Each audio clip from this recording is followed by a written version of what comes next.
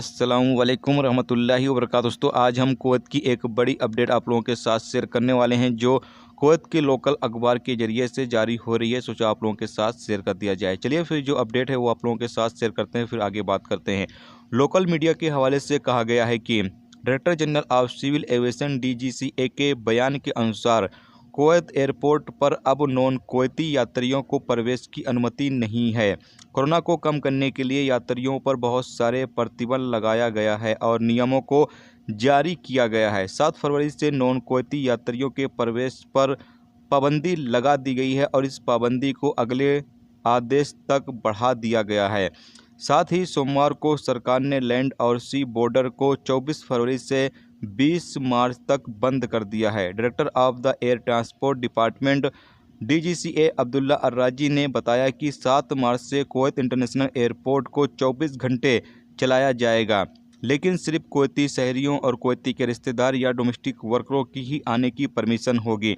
Kuwaiti यात्रियों को प्रवेश करने के बाद अपने खर्च पर 7 दिन के लिए होटल में क्वारंटाइन में रहना होगा और 7 दिन पूरे करने के बाद फिर उनको उनके घर में 7 दिन का क्वारंटाइन का जो रूल्स है उसको फॉलो करना होगा। तो ये एक बड़ी अपडेट आ रही थी, सोचा आप लोगों के साथ शेयर कर दिया जाए। अब यहाँ पर DGCA की तरफ से जो बयान जारी हो रहे हैं उसमें बताया जा रहा है कि 7 फरवरी से नॉन कुवैती की एंट्री फिलहाल अभी कुवैत में नहीं होगी, यानी कि नॉन कुवैती जो अजनबी लोग हैं उन लोगों की एंट्री जो है वो अगली नोटिफिकेशन तक सस्पेंड कर दी गई है। अगला जब आदेश आएगा उसके बाद ही कुवैत में लोगों की एंट्री होगी। अगले नोटिफिकेशन आने तक लोगों की एंट्री कुवैत में अभी फ़िलहाल नहीं होगी।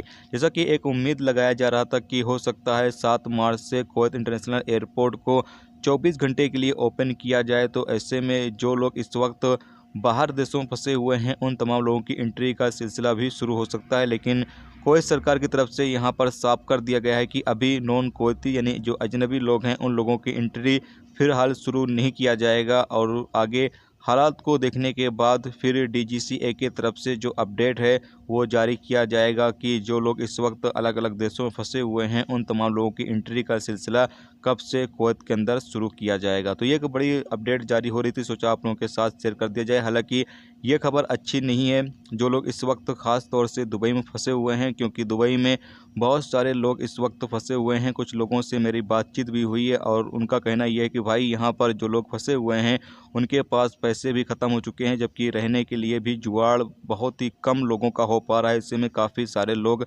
काफ़ी ज़्यादा परेशान हैं। तो अभी आप लोग देख सकते हैं आपको क्या करना है क्या नहीं करना है, क्योंकि यहाँ पर अगली नोटिफिकेशन आने तक जो फ़्लाइट है वो सस्पेंड कर दी गई है कि अगले नोटिफिकेशन तक जो अजनबी लोग हैं वो कुवैत के अंदर एंट्री फ़िलहाल नहीं कर सकते हैं।